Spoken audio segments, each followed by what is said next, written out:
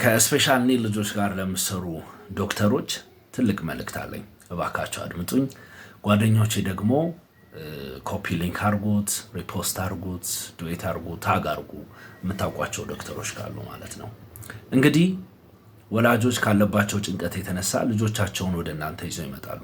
በዛች ጠባብ ሩም ውስጥ ልጆቹ የሚያሳዩትን ባህሪ በማየት ብቻ መድኃኒት እንዲወስዱ ወይ ደግሞ መድኃኒት እንዲጠቀሙ አድቫይዝ የምታደርጉ ዶክተሮች ፕሊስ ቢያንስ ልጁ ከዚህ በፊት ምን አይነት ልጅ ነበረ፣ ምን አይነት ለውጦች ህይወት ውስጥ አመጣ፣ ከሱ ጋር በቅርበት ለረጅም ዓመት የሰሩ ሳይኮሎጂስቶች ወይ ደግሞ ቴራፒስቶች እነማን ናቸው፣ እነሱን ላማከር የሚለውን ነገር ብታዩ መልካም ነው እላለሁ። ምክንያቱም ልጆቹ ነገ ላይ የሚኖራቸውን ተስፋ የሚያጨልም ስለሆነ አብዛኛው መድኃኒት።